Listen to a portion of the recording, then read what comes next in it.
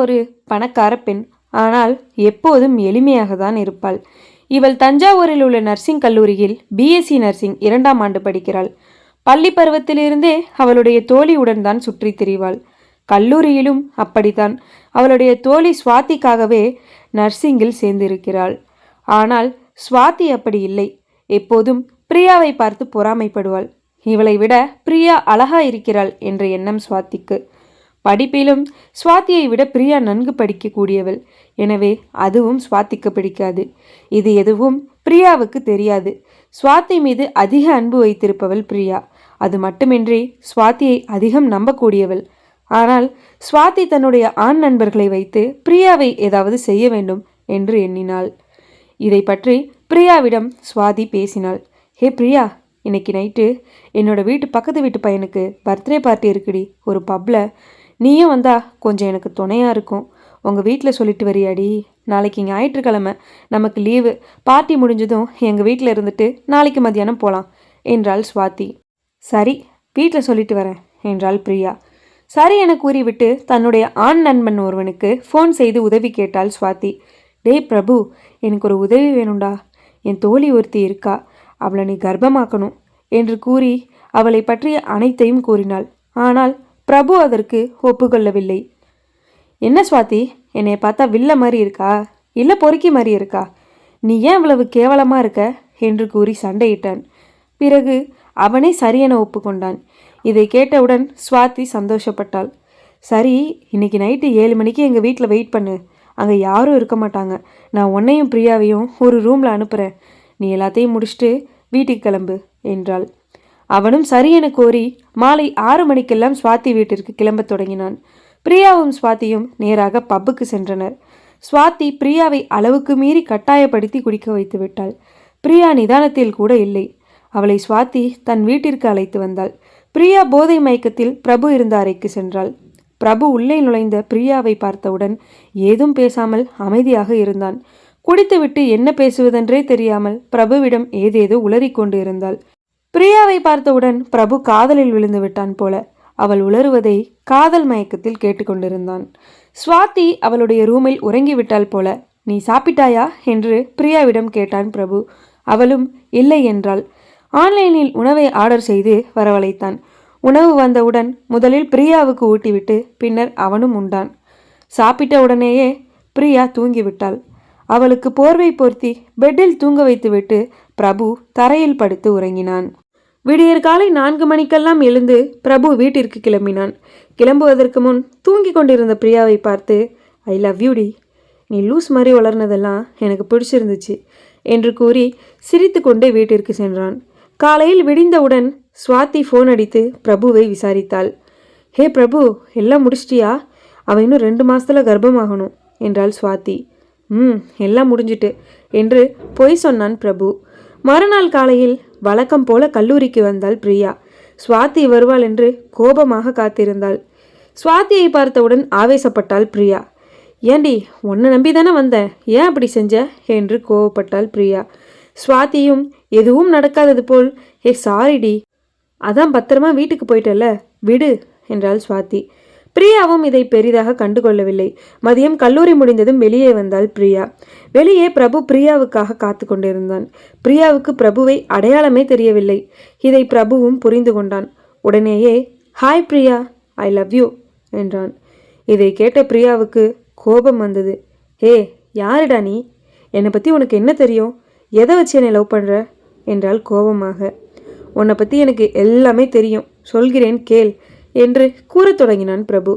உனக்கு உங்கள் அப்பாவை ரொம்ப பிடிக்கும், சாப்பாட்டில் மட்டன் பிரியாணி பிடிக்கும், ஐஸ்கிரீம் உனக்கு ரொம்ப ரொம்ப பிடிக்கும், கலரில் கருப்பு கலர் பிடிக்கும், இதுக்கப்புறம் இனிமேல் என்ன தான் உனக்கு பிடிக்கும் என்றான் பிரபு. ஹே, எனக்கு பிடிச்சதெல்லாம் உனக்கு எப்படி தெரியும் என்றாள் பிரியா. அன்று அவள் குடித்துவிட்டு இதைத்தான் உளறினாள் போல. அதை நினைத்து பார்த்தான் பிரபு. அதெல்லாம் சொல்ல மாட்டேன், நீ கேள்வி கேட்ட, நான் பதில் சொல்லிட்டேன், அவ்வளோதான் என்றான். பிரியாவும், நீ எனக்கு பிடிச்சதெல்லாம் சொன்னா உன்னை நான் லவ் பண்ணிடுவேனா? போடா என்றாள் கோபமாக. இன்றுதானே முதல் நாள், இனி வரப்போகும் நாட்களில் பார்த்து கொள்ளலாம் என நினைத்து உடனேயே அந்த இடத்தை விட்டு கிளம்பினான். மறுநாள் பூவோடு காத்து கொண்டிருந்தான். பிரியா கல்லூரி முடிந்து வெளியே வந்தாள்.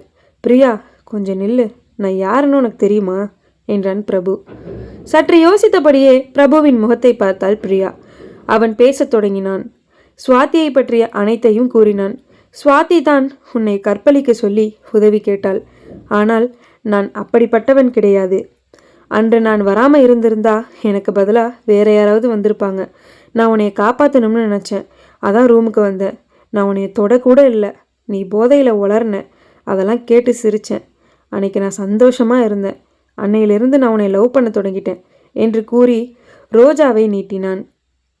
அவன் சொன்ன அனைத்தையும் கேட்டவள், பரவாயில்லை, நல்லவன்தான் போல என நினைத்து கொண்டு அந்த பூவை வாங்கி கொண்டாள். நீ என்னிடம் கூறியதெல்லாம் சுவாதிக்கு தெரிய வேண்டாம் என்று கூறிவிட்டு வீட்டிற்கு சென்றாள். இரவு முழுவதும் அதை நினைத்து நினைத்து அழுதாள்.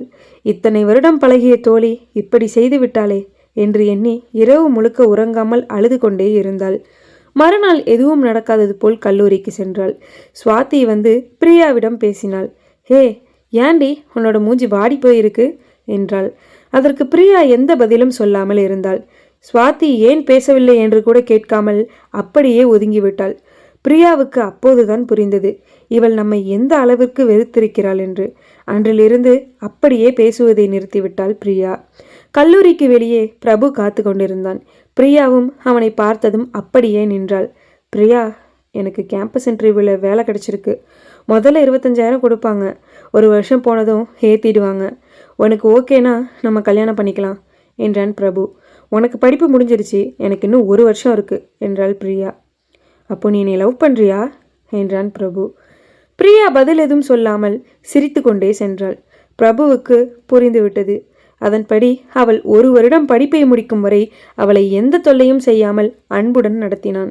எப்படியோ 6 மாதம் போய்விட்டது. இதுவரை அவளை தொட்டு கூட பேசியதில்லை. அந்த அளவுக்கு காதலிக்கு மதிப்பளித்தான். இது பிரியாவுக்கும் பிடித்திருந்தது. ஒரு நாள் சுவாதி அழுது கொண்டே பிரியாவின் காலில் வந்து விழுந்தாள். என்னை மன்னிச்சிருடி, உனக்கு நான் செஞ்ச பாவம்தான் இப்போ என் தலையில் விடிஞ்சிடுச்சு என்றாள். கொஞ்சம் அழுகாமல் என்னன்னு சொல்லு என்றாள் பிரியா. சுவாதியும், நான் 6 மாதமாக ஒரு பையனை காதலிச்சேன். அவன் என்னோட உடம்பை பயன்படுத்திட்டு என்னை ஏமாத்திட்டான் என்றாள் அழுது கொண்டே. உனக்கு என்ன ஆறுதல் சொல்கிறதுன்னு தெரியல சுவாதி. நீ எனக்கு செஞ்ச துரோகத்தை பிரபு என்கிட்ட சொல்லிட்டான். நீ என்னோட ஃப்ரெண்டுன்னு தான் உங்ககிட்ட எதுவும் கேட்கல. நீ செஞ்சதை நான் என்றைக்கும் மறக்க மாட்டேன். சாரி, உனக்கு நடந்த இந்த விஷயத்துக்கு என்னால் ஆறுதல் சொல்ல முடியாது என்று கூறி விலகினாள் பிரியா. அப்போதுதான் சுவாதி உண்மையான நட்பை இழந்துவிட்டோம் என்று உணர்ந்தாள். 1 வருடம் அப்படியே ஓடியது. பிரபுவுக்கு சம்பள உயர்வும் கிடைத்தது. பிரியாவுக்கும் வேலை கிடைத்தது. இரு வீட்டிலும் பேசி நல்ல முறையில் திருமணம் செய்து கொண்டனர். இருவரும் தனியாக இருந்தால்தான் பொறுப்புடன் இருப்பார்கள் என்று பிரபுவின் வீட்டில் முடிவெடுத்து இருவரையும் தனியாக ஒரு வீட்டில் குடி வைத்தனர். அன்றுதான் அவர்கள் முதலிரவு. பால் சொம்புடன் உள்ளே நுழைந்தாள் பிரியா. பாலை வாங்கி ஓரம் வைத்துவிட்டு பேசத் தொடங்கினான் பிரபு. இந்த முதலிரவு சடங்கெல்லாம் நினைத்து பயப்படாதே. நான் உன் கற்பை சூறையாடப் போவதில்லை. உன்னுடைய அனுமதியின்றி என் சுண்டு விரல் கூட உன் மீது படாது. நான் உன்னை பாதுகாப்பவன், உன் கற்பை இழக்க வைப்பவன் அல்ல என்றான் பிரபு. நீ என் கற்பை சூறையாடப் போவதில்லை. ஏனென்றால் நீ என் கணவன். என்னை தொடுவதற்கான முழு உரிமையும் உனக்கு மட்டும்தான் இருக்கிறது. என்னை தொடுவதற்கு உனக்கு தயக்கம் தேவையில்லை என்றாள் பிரியா. ஓஹோ, அப்படியா என கேட்டுக்கொண்டே மெல்ல அவள் சேலையை அகற்றினான். இனிமையான இல்லறத்தில் இருவரும் ஈடுபட்டனர். ஆண் என்பவன் கற்பை இழக்க வைப்பவன் இல்லை, கற்பை பாதுகாப்பவனும் கூட. பெண் என்பவள் இன்பத்தை கொடுப்பவள் மட்டுமில்லை, இனிமையுடன் வாழ வைப்பவளும் கூட. நன்றி.